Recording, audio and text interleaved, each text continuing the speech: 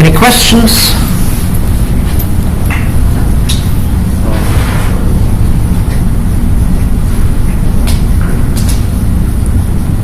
So for homework 3, are the tokens the alligator, the equals, the other alligator, the ident, and the string literal?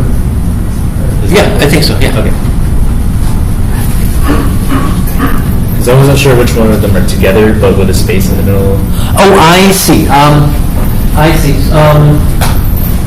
It's just XML. So what I meant it to be like an XML, so you can just write them under each other.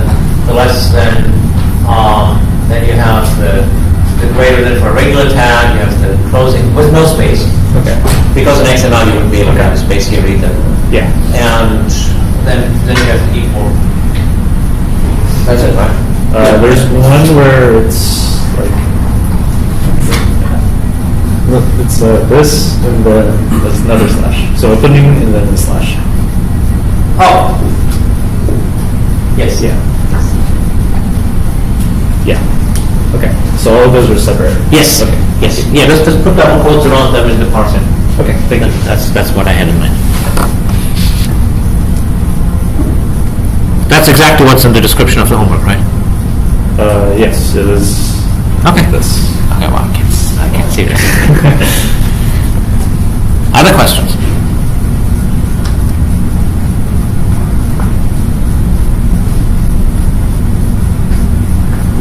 Okay. So the purpose of today's lecture is to introduce a complete programming language that is, at least in theory, as powerful as any other programming language. Anything that you can compute in Java or C++ or Scala, you can compute in this language. It's called SL1, simply so that it's ungoogleable. And so it's kind of the simplest programming language that one could imagine. Then we're going to be writing, or we're going to be looking at an interpreter for this language that I wrote for you, that will take a program in this language and it'll tell you what that program prints. What it doesn't print, right? It'll evaluate the one expression that's a part of the program. And what's going to be remarkable about this is that it's with the Scala that you now know enough to parse and evaluate a program, and really any program that computes anything that one might want to compute. So the language is a little bit similar to the Scala subset that we've been using. It has no mutations. It's a functional language. It has functions. If there's a number of restrictions, though, there are no lists of strings in here. We will be adding lists as a homework assignment in homework 7. You will be adding it to that SL1 parser and interpreter. And one could add strings pretty easily. We're just not doing it. Maybe one could do it as another assignment or in an exam situation or something. There's no compile time type checking. So we will not do any kind of checking at all. If you later want to add a function and an integer, which of course is impossible, the program will just blow up at some point. So both at compile time and at runtime, we're not really doing any error checking. If we did add the error checking, the program would get several times longer than it is, and I don't think it's super interesting to do that. I mean, it clearly is something that one could engineer, but I don't think it would teach us in anything brand new. Also, I wanted to not have to worry about putting in a multitude of types, so I figure we don't really need a Boolean type. We'll just do what we did in C. In C, if you have 0 is false, 1 is true, but I rigged it a little differently than in C. In C, any non-zero value is true. I made it so that any positive value is true, because that happens to work out pretty nicely. Definitions, and in semicolons, you see here's a definition of a value. It's a value followed by an identifier, an equal sign, an expression, and a semicolon. It just seemed to make it easier to read to put the semicolon in. And it's my language. I can do with it what I want. I could have omitted the semicolon or made it optional like in Scala, but we're just putting them in. Then we have all of the programs have are blocks. And so when you write an SL1 program, you write a block that consists of what? It's a definition of a value or a function, and you keep repeating as many value or function definitions as you like. And then you have a single expression, and that expression then is evaluated. You never need more than one expression, because in a functional language there's no sense in saying expression 1 and then expression 2. So that's what an SL1 program looks like. We'll see a few examples in a minute. Finally, we have function literals. And again, it's in my language. I could make any syntax that I want for functional literals. The one that I chose is one that's vaguely Scala-like, where I put braces to the left and to the right. Then I have a comma-separated list of identifiers, no types. There's no compile time types. Then the arrow, and then the block that's the part of this function. So it's a block. That means you could again have local definitions in a function. Just like in Scala, you can have local variable and local function definitions. That is all of what SL1 is. Let's just look at a few sample programs so you get a feel for what life is like as an SL1 programmer. There's no input, by the way, that if you want to compute something, you have to write a new program, you have to set all the variables to what you want, and then you evaluate it again. Yes? What's the difference without semicolon and without semicolon? I'm sorry? What's the difference between the semicolon, with semicolon and without semicolon? What do you mean? Yeah, and that the dot y you don't have it. I haven't. So he's saying, what's the significance of the semicolon? It's just that I decided to put it in there to make it easier to read. That way you don't have to, when you as the reader scan this, you don't have to figure out where is the end of an expression. Look at this one here where the expression is a little bit longer. I said I'm forcing you to put a semicolon. You don't put a semicolon, it won't compile. It won't parse. That was an arbitrary decision that I made. I could have made it otherwise. It's my language. Right? I mean, that's the beauty of it. Now, you can design your own language and call it my SL1 or something and not have semicolons, and it'll be just fine. It's just a decision that one had to make.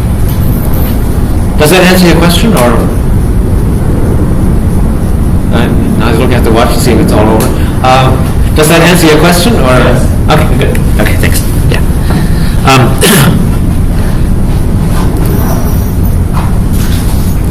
I just wanted to make it like super clear, like when you have something like this here, where you have this value definition, and I thought it really accentuates the fact that you have an expression at the end. You have definition, definition, definition, and then an expression.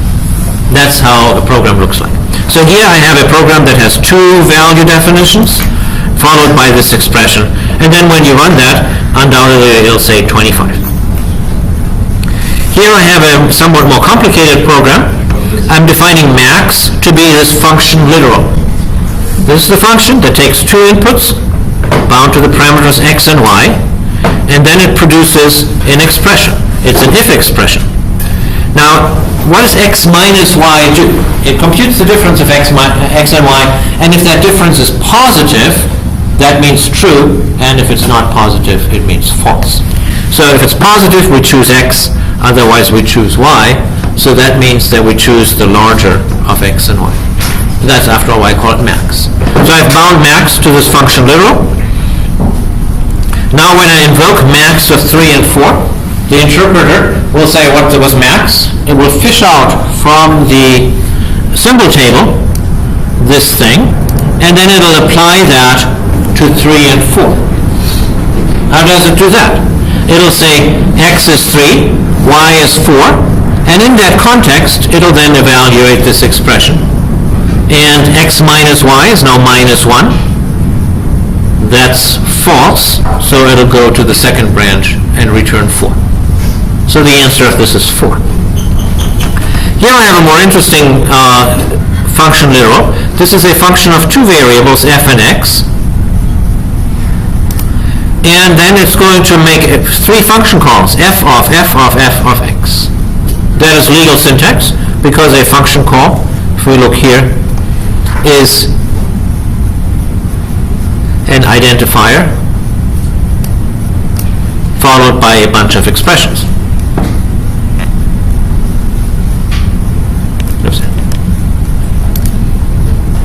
So let's try that with an example.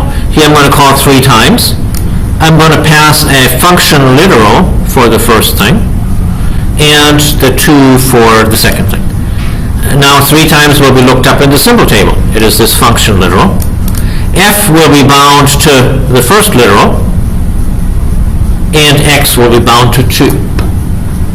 Then it's going to compute, it's going to go from the inside out. First going to compute f of x.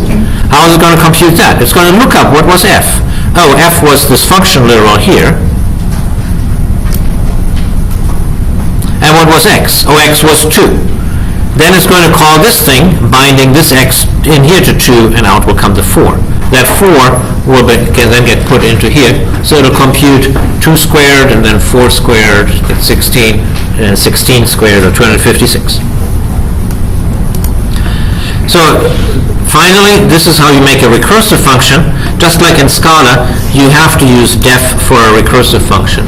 You can't do val recursively. And so here is the factorial function. X is mapped to, if x means if x is greater or equals 0, or if x is greater than 0, I guess. If x is greater than 0, then you compute x times factorial of x minus 1. And if x is less equal than 0, then the answer is 1. And again, you see how useful this trick is to say that positive numbers should be true. So here I have my definition, a semicolon, and then fac of 10. And so when you run this program, it will stash the definition into its symbol table. And then when fac of 10 is evaluated, fac is bound to the definition. The function call will be parsed and evaluated, and that'll give you whatever 10 factorial is. So that's SL1. You've seen on this slide basically everything that SL1 can offer. But it is a true fact that that's really enough to do any kind of computation. Any function that you could define can be programmed in SL1.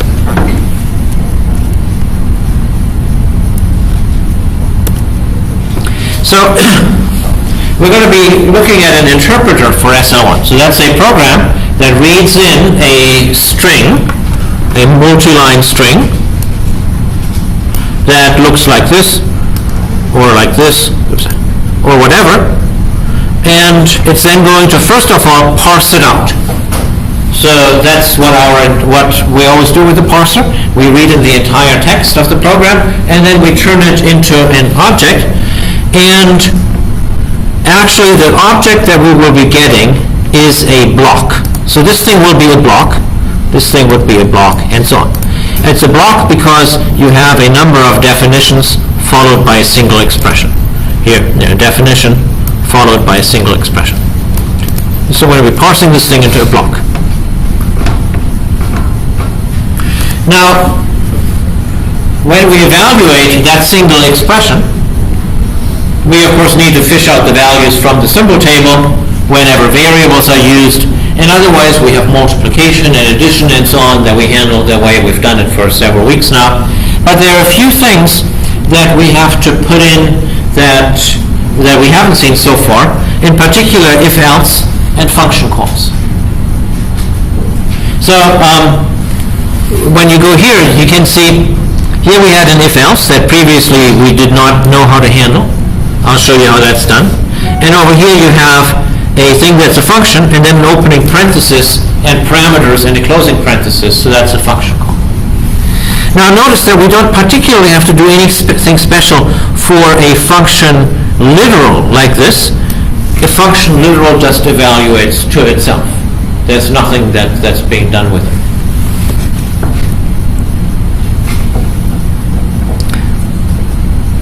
So that's what I just said. When you evaluate a block, you add whatever definitions you have into the symbol table, and then you evaluate the single expression with that table. Now, we looked at the symbol tables before, way back when, and in fact, oops, I guess not in this lecture. I had that lecture here, yes. This lecture? No, that's the other. Let me try to find that.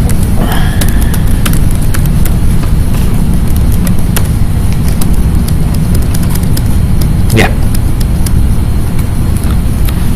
This was the first lecture where we constructed a symbol table by having a map from variable names to their values, and we then built it up by adding more and more things to it with this eval function. We had two eval functions.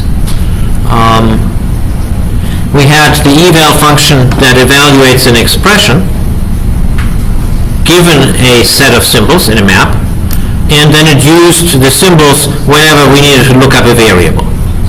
That's also you need it for homework 6, right, where you have the same situation. You have a block that you need to evaluate, you have variable definitions, you put them in a symbol table. That's exactly the same thing here. And somewhere we had an eval function that augmented the symbol table, or just to implement it. Presumably you have found that somewhere on Piazza or in one of the videos. You will need, of course, the same function for homework 6. All right, now we used a map in those things, and there was some discussion in Piazza whether you should use a map also for homework 6. My idea was that you would use a map because you can just reuse the existing code, and there's no reason not to. There's some free spirit and said, well, can I use a list? And yes, you can. And in fact, we're going to be using a list today for a different reason. So in homework 6, I don't really care which of the two approaches you use. I think the map is simpler for homework 6. So we run into two limitations with the approach that we had with a map from strings to integers. Number one, that not all of our values in this language are integers. There's two kinds of values that we have, namely integers and function literals. So if you look back on the SL1 slide, here, you see here we're binding a to an integer. Here we're binding max to a function literal. That's a value. So two kinds of values, integers and function literals. Later in homework 7, we're going to be adding a third type of values to it, namely maps, lists, no maps, lists. So that means that we'd have to have a map that goes from strings to either one or the other, and that's a little awkward, but it is what it is. We're just going to be mapping to any. There might be more elegant ways of doing that, but I don't care. We're just going to say the value is, we don't really know what it is. It could be an int, it could be a function literal. They have nothing in common. We're going to map to any. And what if it's the wrong thing? Then the interpreter will crash. So if you try to add together an int and a function literal, then there will be some part of the code that says, I'm going to be forcing both of those to int. And if that doesn't work and it crashes, that's life. We're not doing any error checking at all. If we did that kind of error checking, it would just blow up the size of the program several-fold without really teaching us anything new. It's obviously possible to do it, right? You could check, is the left really an integer? Is the right really an integer? And if not, you could say there appears to be an error in line 4 or something. But then you have to track, which line it is in and all of that. That's all no fun. If you want no fun, take a compiler construction course and you get all of those gory details.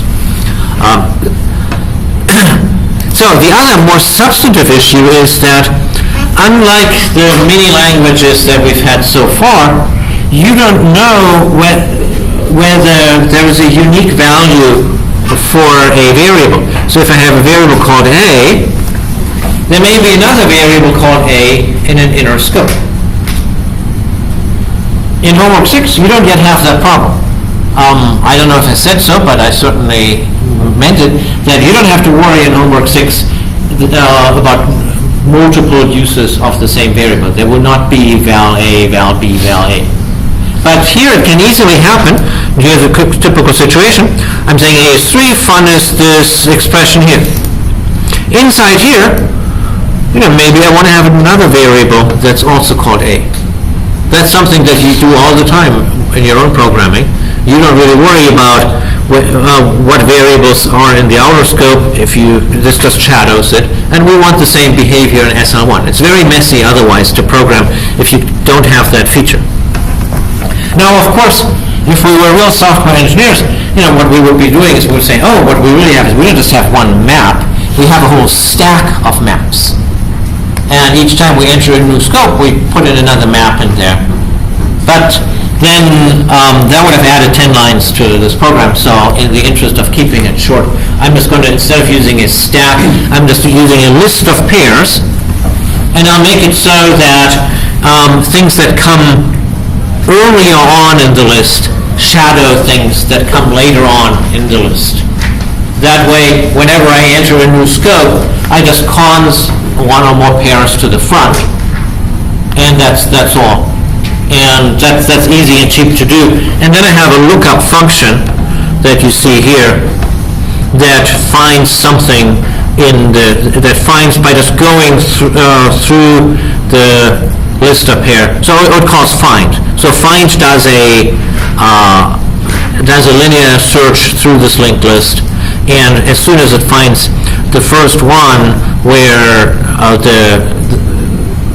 the initial part of the pair matches the name that I want to find. That's what you see here. So this is the anonymous thing that I'm looking for. _1 is the first coordinate of the thing, and if that thing equals the name, then I'm good. And then I either return, yes, so if this match thing will give me one of two results. Sorry, this find thing. Find will give me one of two results. It'll either give me a solution, a match, wrapped in an optional, in which case I yield the second part of it.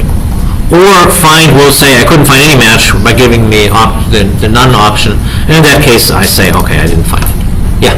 So how would closures work in SLI? We will see that on Wednesday. Okay.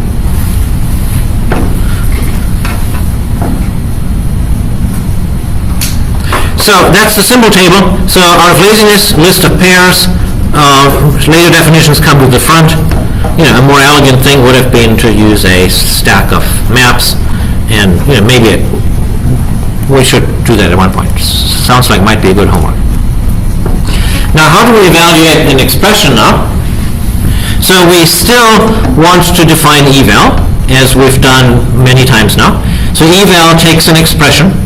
There was some discussion on Piazza where someone said, why am I making eval so that it's a function that consumes an expression instead of making it as a method of the expression class?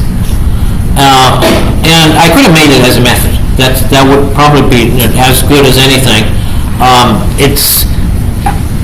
It makes it mildly easier, I think, to evolve these things right now in the various homeworks and exam questions when we have it.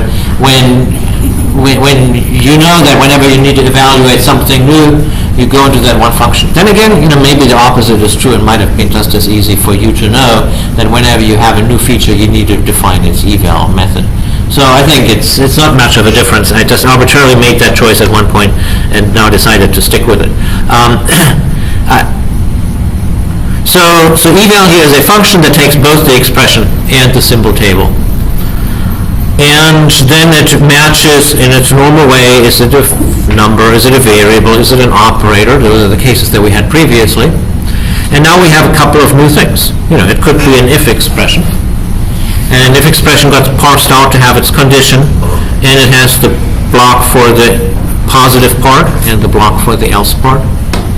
And then there's a few others that we look at. Yeah, so now the slight difference between the eval that you had in homework 6 and the one that we have now is that the symbols is no longer a map, but it's this list of pairs.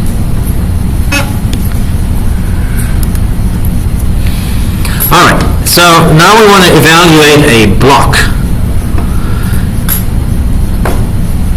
So a block has a list of definitions, which could be these vals or the defs, and then it's followed by a single expression. So first of all, we need to evaluate all the definitions.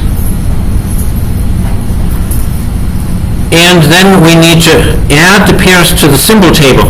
Now I say here, add it to the symbol table. It's a little different than in homework 6. In homework 6, you started out with a blank symbol table, and then added the first val, the second val, the third val, and so on, until you had the symbol table all completed, and then you could use that to evaluate the expression. Here, we may not have a blank symbol table because the block maybe is nested inside another block, So we need to start out with the symbol table that was valid for the outer block. So you take the symbol table that previously existed, and then you add a new symbol for each def or val. And so I have the little picture here. So if I take the original symbol, and then I have a def, then I get augmented symbols, and then I keep doing that. Now, so that's what this eval def thing wants to do. It wants to take the step from the original symbols and a def to the augmented symbols. So it wants to do like this little triangle here. What it does is it adds a pair that has the name of the definition, and now the right-hand side.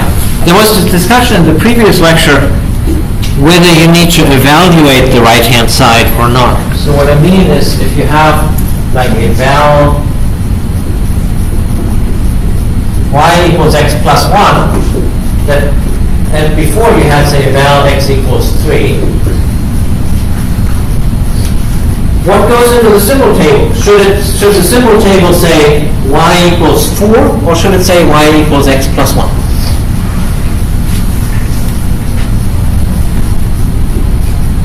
Should evaluate it. Yeah? Depends on if you want to do it like immediate evaluation or lazy evaluation. Right, so it says it depends, and that's, of course, always a good answer. In our language, in SL1, what would we want to do? All x and y integers. Well, in this case, so the way that I would like the semantics of SL1 to be is that when I see this x here, and it was just defined before that, that is what I want it to be. So I would really want y to be 4. I do not mean, when I say, well, y equals x plus 1, that meaning should be interpreted in whatever context comes later. It's of course possible that someone later would say now in a different scope, val x equals the function that turns x into x squared. And now if I later look at what is y, because I'm supposed to evaluate y plus 2 or something, I still think that y should take the original x and not the later x. So given that that's how I, the creator of SL1, would like it to behave, should now I, the implementer of SL1, should I put into my symbol table that y is x plus 1, or should I put into my symbol table that x is 4? Y is 4. Yes, sorry, that y is 4. Yes, so Tyler says I should do the latter, and I agree with that, because I don't really care how this came to be. I just want to remember that y is 4, and I do not later want to run into a situation where I try to figure out, what the x had to be in the original context. So I will want to put into the symbol table not the name and the expression, but the name and the evaluated expression. And so you see, that's what I'm doing here.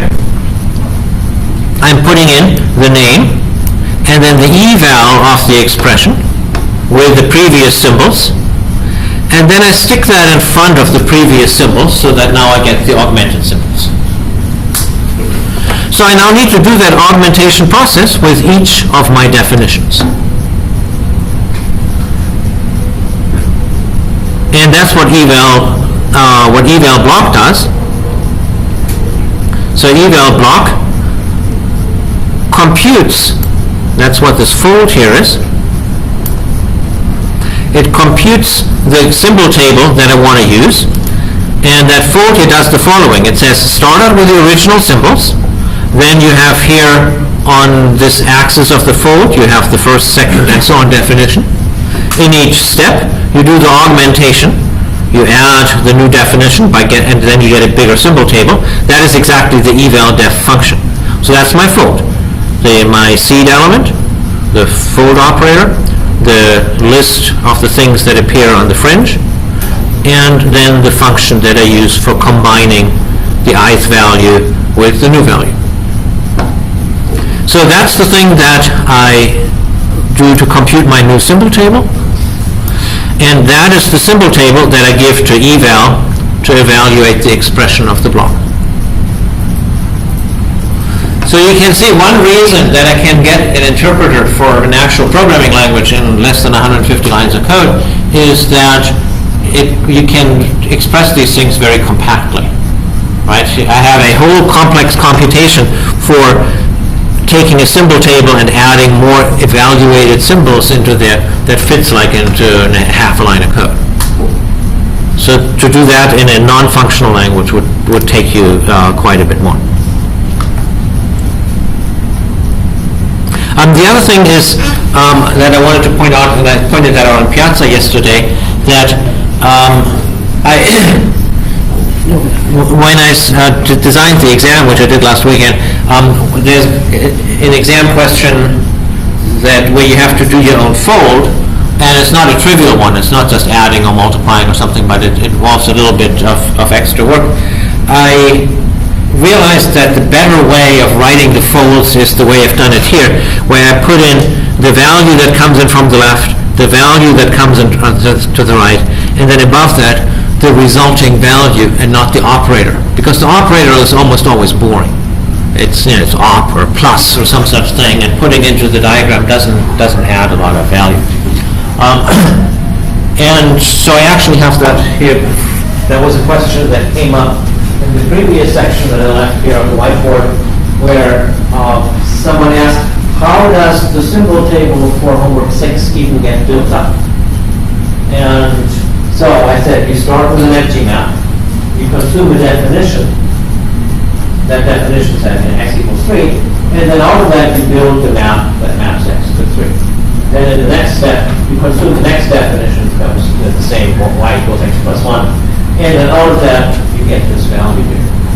And so this way you can see that the values that pop out get more and more sophisticated.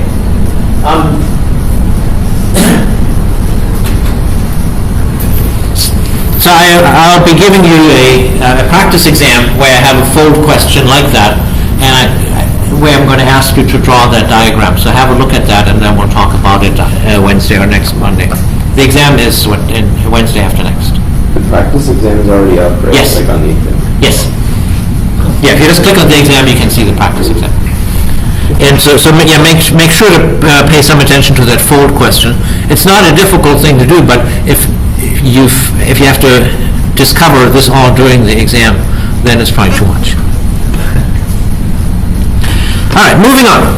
Function calls. So there is a bit of a parsing challenge with function calls. So let me just illustrate that here with some SL1 example. So let's say that I am the parser, and I need to figure out this expression here, the fact of x minus 1. So now, and let's say I'm right here. I've parsed the multiplication symbol, and now I need to make a decision. I only get to see one symbol ahead. We have one token look ahead. So I see the next thing is an ident. And now I don't know. Does that mean it's a variable or it's a function call? Because I can't see 2 steps ahead. I cannot see the parentheses. So the way we do that is like this. We're going to say that the thing that we don't quite know what it is. I'll just call it, it's a val or a fun call. And I'll worry about it later what to do with it. So I say it's a val or fun call, and it starts out with something that I don't quite know. Is it an integer value or is it a function? So I call it a val or a fun here. And then it may be followed by parentheses. Of course, once it's followed by a parentheses, I know it's a function call. But if it's not followed by a function call, then it's just a value. And so here's then how I parse it out. I say, if I did find the opening parenthesis, then I return an object that I call fun call. Fun call has the expression to the left, this val or fun thing. And notice it may not be an identifier. This could be a function literal, because it's legal to take a function literal followed by parentheses. What about the args here? That comes on what goes in here. Remember what repsep does. It's a comma-separated sequence of the things here that's xpers. So these are comma-separated expressions. They get parsed as a list, and that list then goes into this fun call thing. So that's the list of arguments, the list of actual arguments. If I don't find the parenthesis here, then the opt gives me a none, and in that case I just return this thing here, which must not have been a function call. It's just a value. Now it might have been an integer value, or it might have been a function literal. That's the other kind of values not followed by an opening parenthesis. Yeah, so here, that's what I just said, that if you parse this thing here, and then followed by 3, that's a valid expression, and we need to be able to parse that correctly. So if we see how it goes further on with val or fun. Val or fun is now defined to be either recursively the parenthesized expression, like we've always had, or an identifier, which I turn into a variable, or it's a fun literal. And here's how a fun literal gets parsed. You have the opening brace, you have the closing brace somewhere. Then you have the sequence of identifiers. These now must be identifiers for the parameters, for the formal parameters. You have the fat arrow, and then you have the... this is actually wrong. Let's see if any eagle eye can tell me what this should be.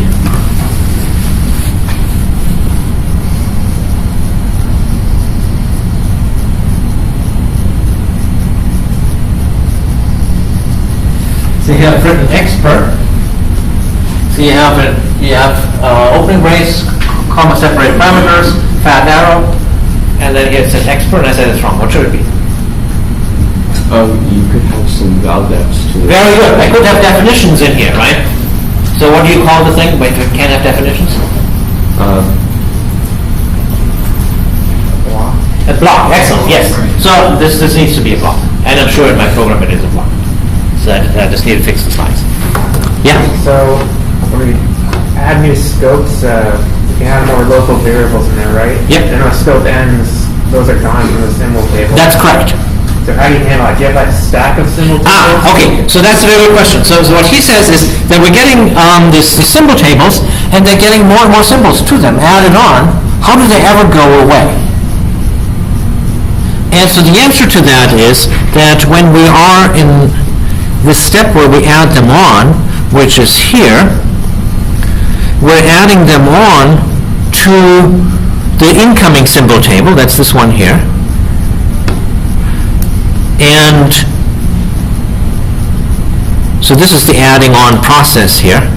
But the adding on process never mutates the incoming symbol table. We're building a new, more detailed symbol table with the local symbols. And then after this eval function here is done, it returns, and that local variable is forgotten. The other symbol table has never been changed. So that's how scopes are managed, by saying that each scope gives rise to a separate call to eval block. So you have these nested calls to eval block. We have like an empty symbol table that comes in from the outset. The next nested call has a few symbols in it. The next has more symbols in it. But then as they get popped off, those more detailed symbol tables just go away.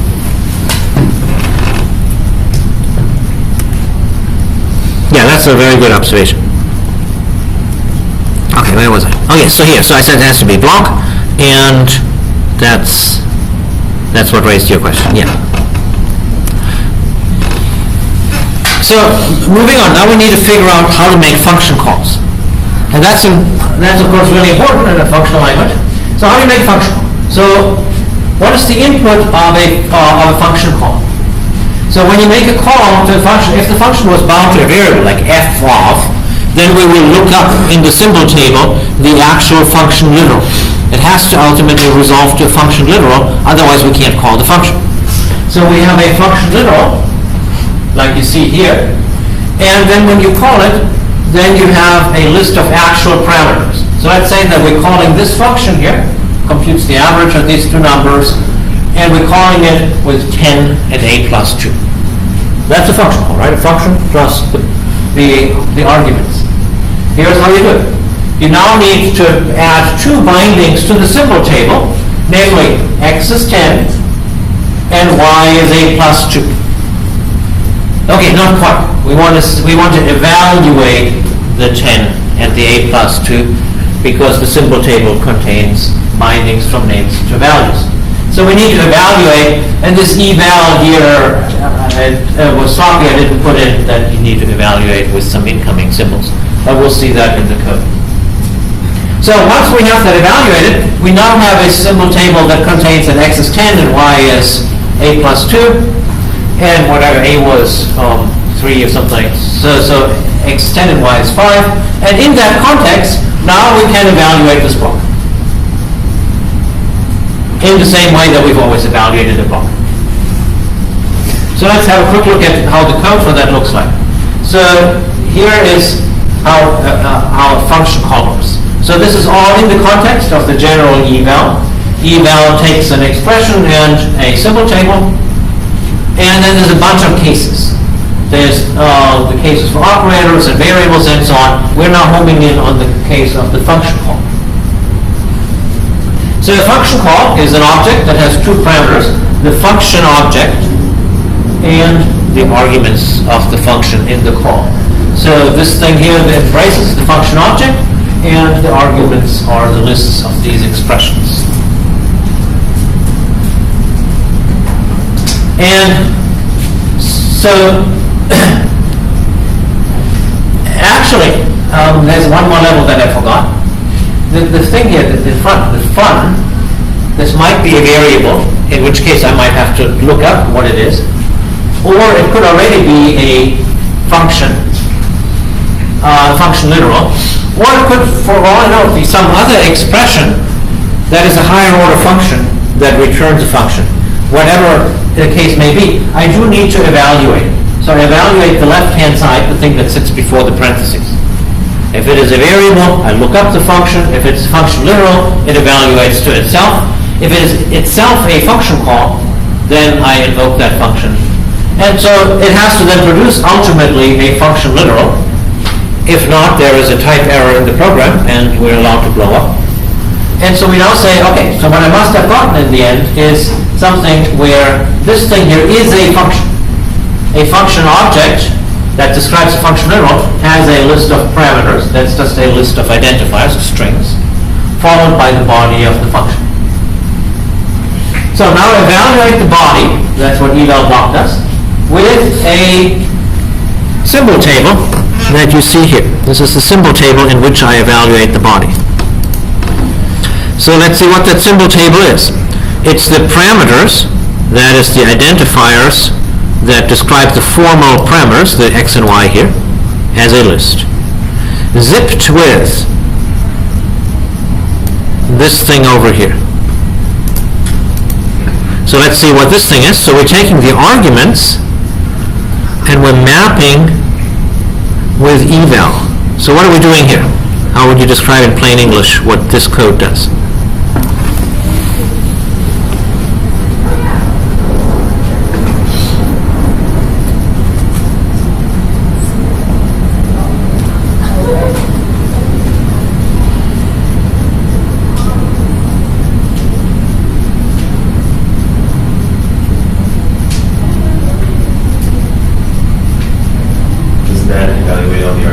Yes, exactly. That's all it does, right? It takes all the arguments and then evaluates them all and sticks them back into a list. So I started out with a list that had here 10 and 8 plus 2 as expressions. And now I get a list of values, namely 10 and 5. Okay, that's what this part here does. Now the zipping does the following. It maps x to the first value, which is 10, and y to the second value, which is 5.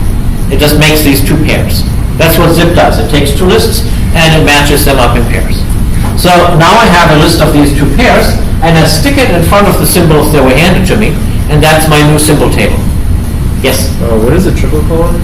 Well, triple colon means to append. Okay. Because this is a list and this is a list, and I need to stick them together. Is params a list of strings?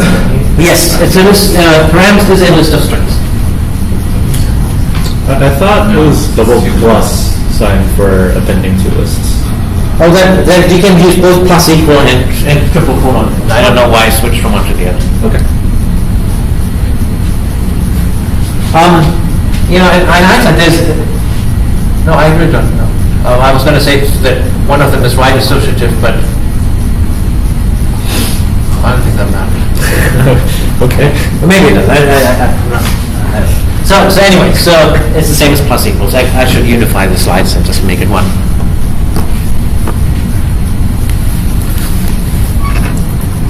All right, so that's how the evaluation is done. And again, notice the awesome compactness that once you have a few of these higher order functions, you can express a somewhat complex set of processing in like a half a line of code.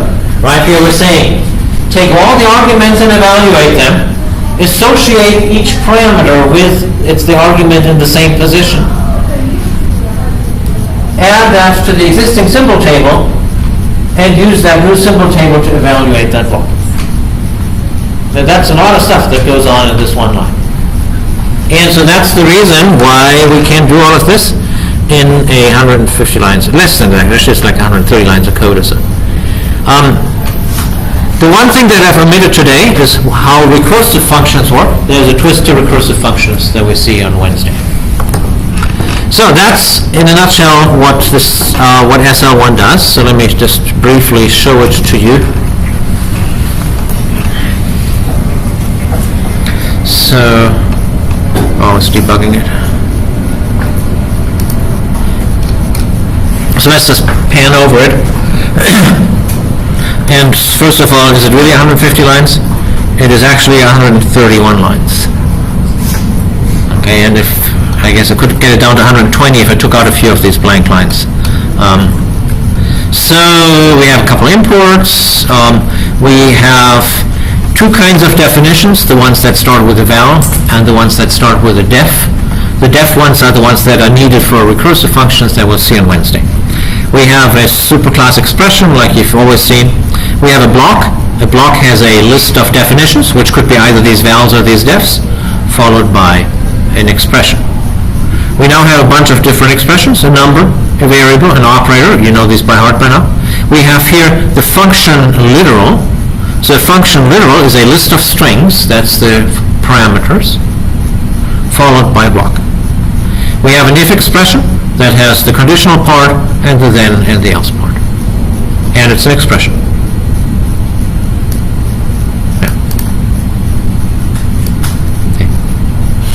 And then finally we have a function call, where we have a fun and args. Fun is an expression, which eventually needs to result in a function literal when evaluated, and args is a list of expressions.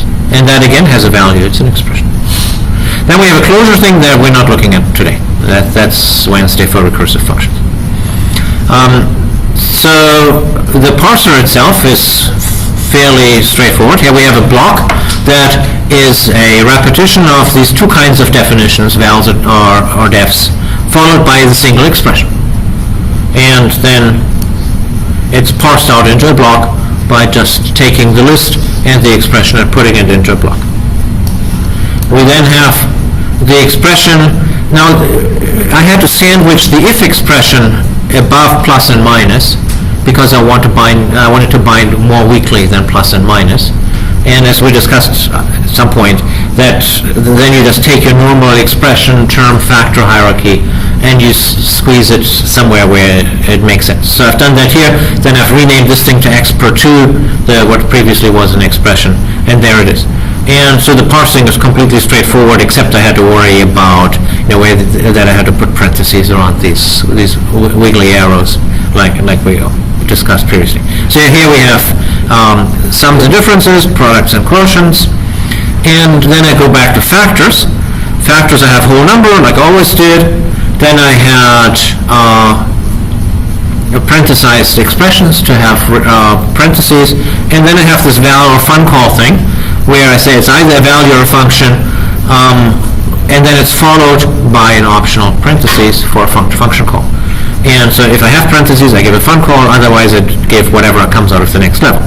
So at the final level, I have, I have a parenthesized list of expressions here, and I have a parenthesized list of expressions here, that one of them is surely unnecessary, so I should fix that. Yeah? I brought the code into telling me there's an error on line 128. Yeah, let's look at, someone said this, I think I must have at one point put the wrong code on the web. What do you have? At the val block, it says can't resolve reference to val block. I got that on homework 6 too, but when I tried with SBT, it worked fine. Oh, I see, so that might be, Just IntelliJ. yes, someone had that in the first, yes. So what that person did is they put result colon block, or as instance of block, or some such thing, and then it worked. Oh, let's try that. It's a bug, so IntelliJ pre-parses Scala, just like Eclipse pre-parses Java, and every once in a while, that parser has an error. So the reason you don't get this one in Eclipse is because, Still not. I'll come later on, there's a fix for it. Okay. I mean, a fix other than going to Eclipse. So Eclipse doesn't try to do any intelligence at all. It simply calls the Scala compiler and it faithfully reproduces its error messages. But IntelliJ does try to do its own thing there, and it's not perfect. Yeah, I just level one sometimes. I mean, it's faster, but sometimes it's wrong. So not... All right, so back to where was I? Term fact. Oh yeah, I was at this fact that I need to clean this thing up. Here we have the parsing of function literals, values, val and defs. That's all kind of straightforward. Then here we have that lookup function that I talked about that takes a name and a symbol table, and it looks up the value for that if present. And then I have this very large eval function that shows how to evaluate the various parts of our language.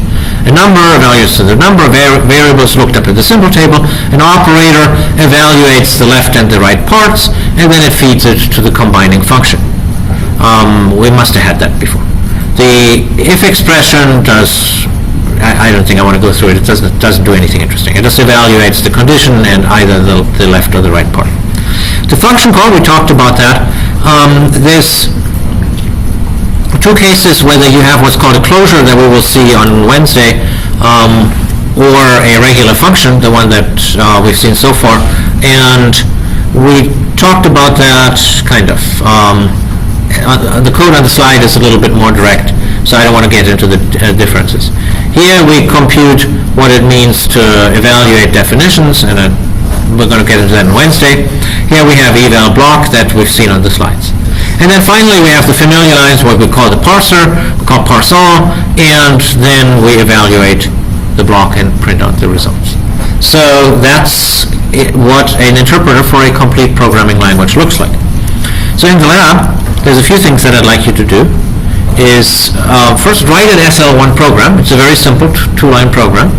We have a recursive function, so that gives you a bit of a feel for it, what SL1 is like. Then I want you to understand the parse tree of some SL1 expressions. And so what I think you should just do is modify this program here, comment out the eval block because you'll need it later again, and just print out the result itself. That way you'll see the parse tree. And so it suggests here, and if you have plenty of time to do that, is to write the parse tree sidewise with some dashes to see the indentations. Yes? So I just ran the program as it is, and I wrote in my own, very similar to the first example on there. And you could just copy and paste the program. Yes. And enter it in, press Control-D. Yes, oh yeah, actually that's, yeah. Let me do that real quick to show, because some people have trouble with that. Let me...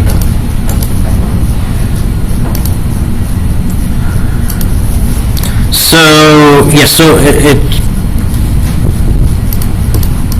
I don't know what it was, breakpoint. So now I get this display, there's no prompt or anything, because, I wanted to squeeze it into 150 lines of code. And so now I can just copy something. Is yours running through SBT? No. Oh, okay. It's mine. You can do that too. It gives you a lot. It spits out a lot. Well, that's SBT, right? SBT can't shut up, yeah. So let me... So you can do it in SBT? You can, absolutely. So I'll do it both ways in a second. So here I'm just going to copy this thing here, paste it in here. Now at this point you have to know the magic keystroke to tell the terminal that you're done, which for both Eclipse and for IntelliJ apparently is Control-D. And Mac users, beware, it's Control-D and not Coke Bottle D. And then when I hit Control D, supposedly it should finish. I had about a 50% hit rate with that the last time. So let me try this one more time. It means that sometimes it just hung. So I don't know why. Something that's Now it works. with read in, this is an important note, with the input screen reader, is that if you try to read in again after you've done that, it will throw an exception, and there's more than one way around this. Yeah. You can use, I think it's like I figured out another way to do it, where you can just read in individual lines, but if that's not what you want, then Yeah. create No, I mean, at this point, I don't know how many lines, right? And I didn't want to, okay, anyway, it is what it is. And maybe if one put a dot at the end or something and only use parse, I don't know. It's, we'll get through it. This is obviously not a professional development environment here, right? So if you want to do an SBT, that's cool too. So you would go to the root directory.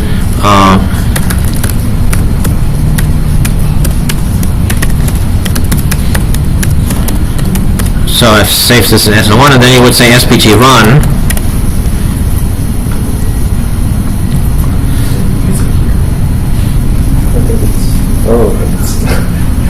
And then you see all of these outputs that you were alluding to that are kind of annoying.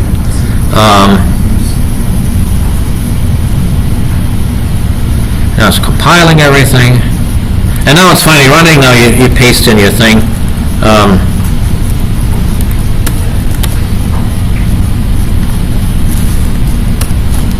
And again, you have to hit Control D and you get your answer. So do whichever way you prefer. Yeah. Is there a possible way that we can do it like we write and we just run it? Say again? Can we just write in like a main class? You can, but then you have to do a lot of editing and these things get longer. I mean, if you wanted to, you could rip out this thing here and put in like a multi-line string. I'll just show you how to do it, and then I'll undo it again.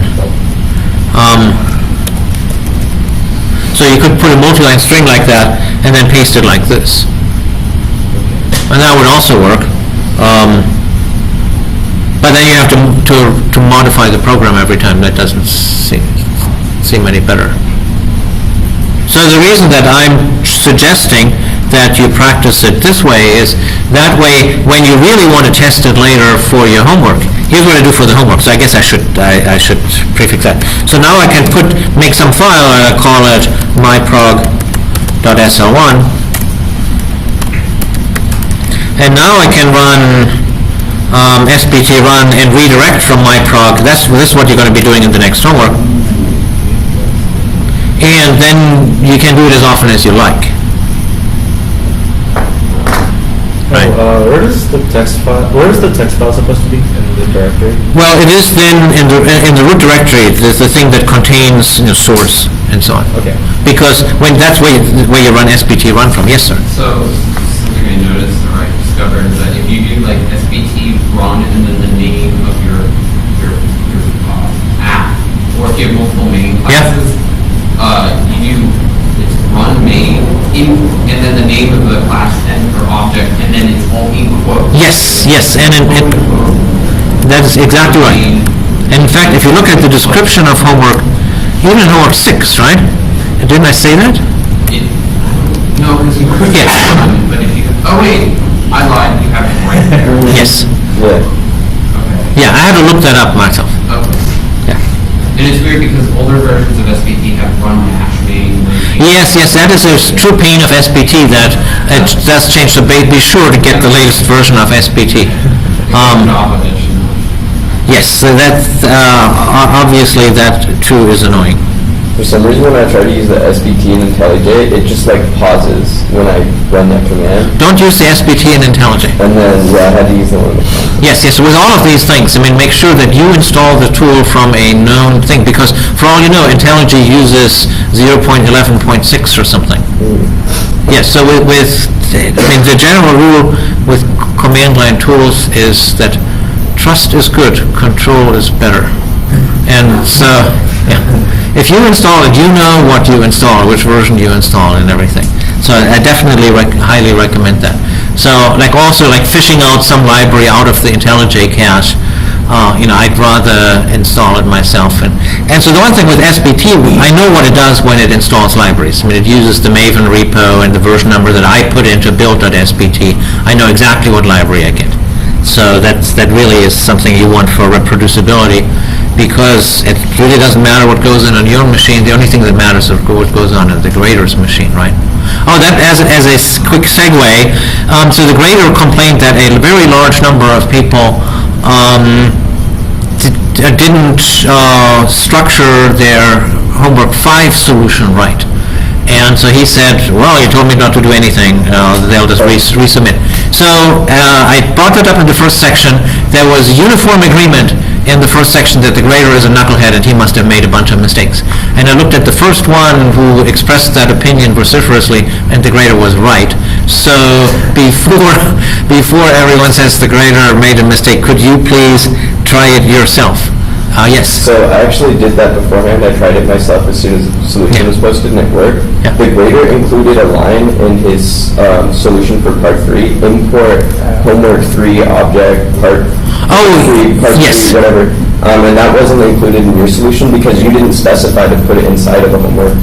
Oh, I see. Yes, so the grader did mess up. Okay. Well, actually, what happened is that there was one person where it wouldn't have compiled otherwise, and then somehow I put it in, and so if that is the problem, then just change your thing that it works with that, because all you have to do is put it in a separate object or file, and then just resubmit it.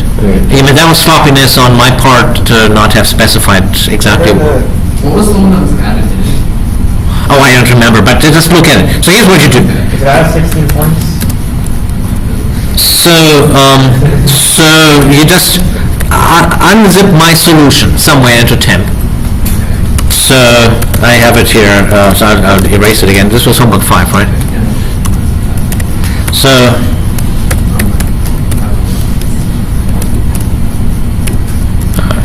yes, so you unzip the homework 5. Then you copy your solution from wherever it was into source main Scala, and then you run it. So I'll just copy Tyler's. Mine's not going to work. Well, but I think you can withstand that. I didn't need it. I didn't have the import. Yeah, because I didn't... Right, Yeah. Like, I didn't have it in an object. So started Scala, source main Scala. Oh, where's my homework 5?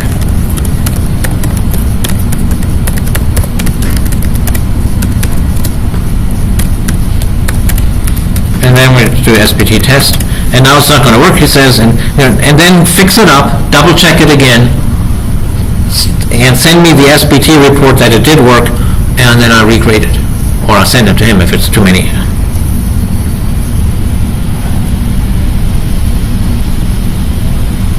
Okay, the suspense mounts, yes, and so now it says that for some reason confirmed. Before you added that in, it worked fine. That's fine, and it's entirely, in that case, just put in a object HW5 part 3 around your thing, or some such thing, right? So if it's a trivial fix, make the trivial fix. So is it looking for that part 3, but we weren't told not to use that? Well, I'm sure the instructions were entirely ambiguous, because I figured that I wanted the same structure on all of the 3 solutions, and some people did it like that and others didn't. You know what, that's really weird, because I left that in my code, and I didn't think it would be, I wasn't sure if it was necessary, so I was like, I'll just leave that there, whatever. I didn't really think about it too hard. And I didn't run into any problems with the... That's the thing, but you would have run into problems otherwise, so Right, exactly. so I should have specified it clearly. No, I totally... Yeah, so it is what it is. Yeah, I admitted it because on the other ones you specifically said put it in my object, and then the third one you didn't, so I was like, oh, okay, I have to do this or in my code. Yeah, so in the future, when you see an ambiguity like that, of which I'm sure there are many, then just put a question on Piazza. And it wouldn't be the first time when I said on Piazza, well, this is what I actually meant. Actually, there's not much skills based. We'll just do it together. Did step 1, or you're supposed to make a string that you feed to the thing that'll give you the result? I'm sorry? For part 1, for how to, did you just make the string that you feed to the... Yeah, well, let's just do it together. Actually, I mean, it's easy enough to just demo it. So I'm going to run this thing, and now I can do SL1 in real time. So it's POW2, right? So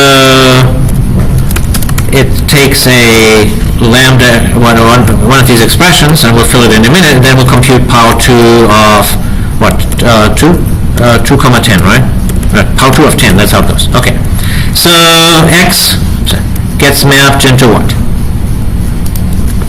I'm guessing you don't have left shift to find. Oh, I can't edit here in real time. Okay, let me... You know what? I'm going to do this in a terminal, and then I'm going to feed it in. So it's def POW2 equals x gets mapped into if something else something, then a semicolon, and then POW2 of 10. Okay, so there's two cases. In the normal case, I compute x times POW2 of x minus 1, and otherwise it's 1, right? 2 to the 0 is 1. So as it happens, I can just put in an x in here, and that'll work. If x is greater than 0, then I get the first case, and otherwise I get 1. Okay, so now we're going to run this program here again. Oh, I see. Now I need to go back to where I was. Which was here.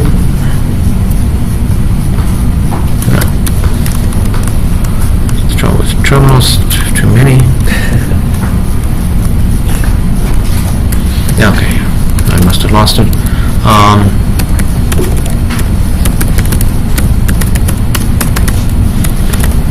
18, 2, 1, SBT run less than, let's see the program again while it's doing this.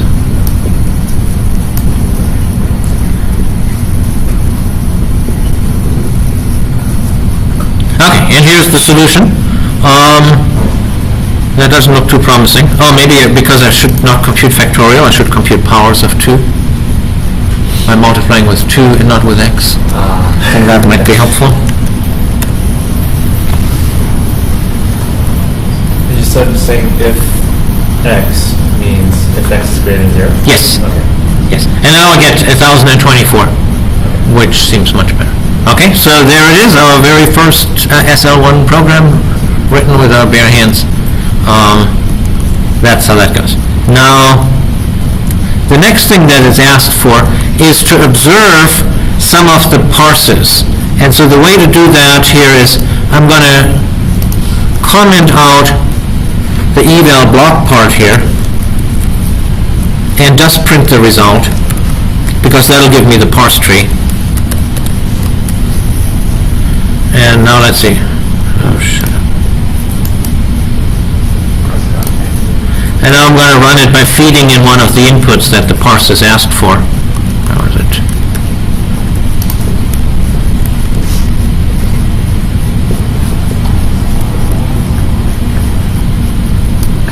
So it said, now how does this thing get parsed? And I hit Control D. And here's the parse. So it is a block. That is because every SL1 program is a block. It has a list because there are no defs and vals. And then we have the single expression. That single expression, that's the point of this exercise, is a function object. It's a function literal. It has a list of x, y. Those are the two formal parameters, followed by the body of the function. The body of the function is a block. It has no local variable definitions. And it then has an operator, which undoubtedly is here the plus operator, followed by these two variables. Okay? So you can try that at home with the other two and see what's inside those. And you'll need a little bit of that knowledge for the next homework, where you need to just know what is a function, what is a block, and so on, because you're going to be messing with them in some way. For the exam as well. So the third part was to be able to see what goes on in this running program. And so one of the things that we wanted to know is what is the symbol table at various spots. And so the suggestion was to use this nifty little SPY function and put it somewhere. What the SPY function does is it prints a value and then it returns it. And that way you can just put it in some spot of interest, run this rather complex program, and see what it does. So I'm just going to put a SPY around the eval, this eval here, where it's being called. And that would be here by eval block. Okay, so this is the thing. So that's where the SPY goes around.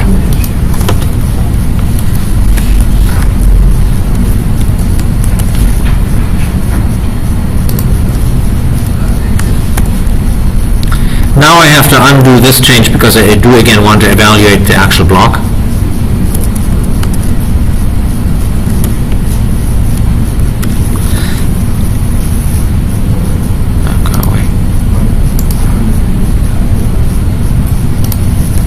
Now we're going to run this, and it wants me to run this with this program here.